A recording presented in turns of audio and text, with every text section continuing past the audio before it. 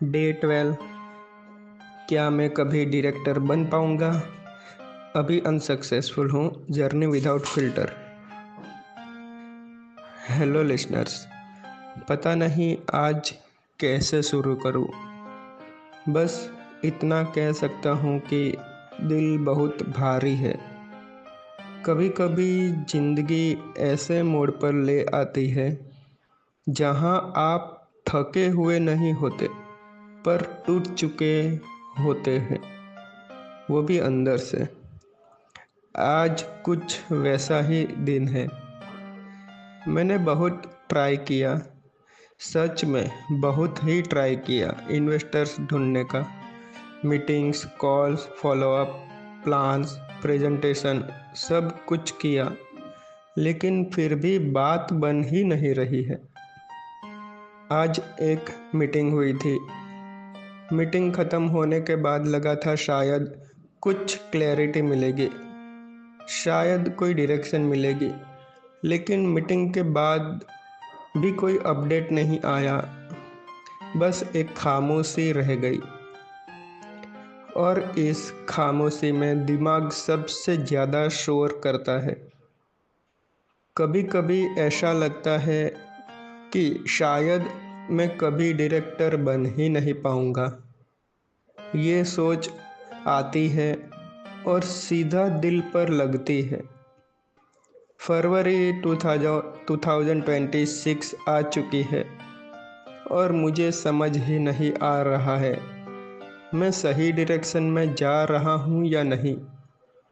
मैं अपनी तरफ से 100% देता हूँ, शायद 110% भी आप कह सकते हैं, लेकिन फिर भी कोई इन्वेस्ट करने के लिए रेडी ही नहीं हो रहा है।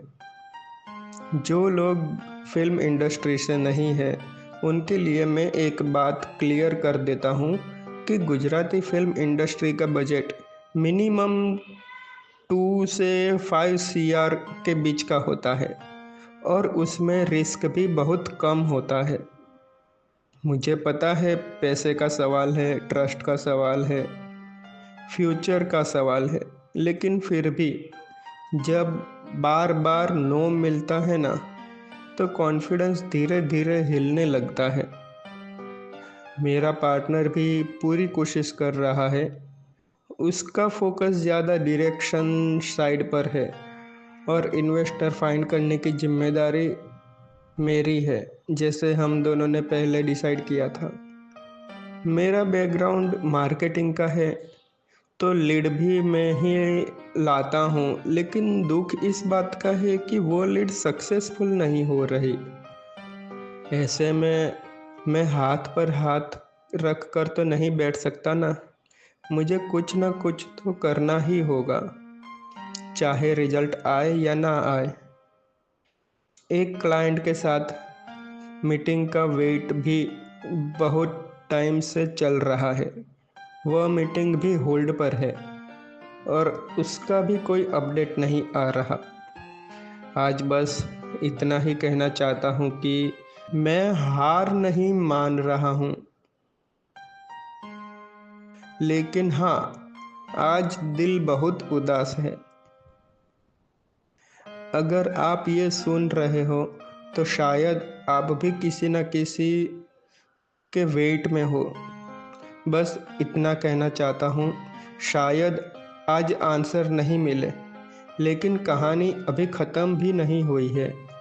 कल फिर मिलेंगे, शायद थोड़ी ज़्यादा हिम्मत के साथ। शुभ रात्रि।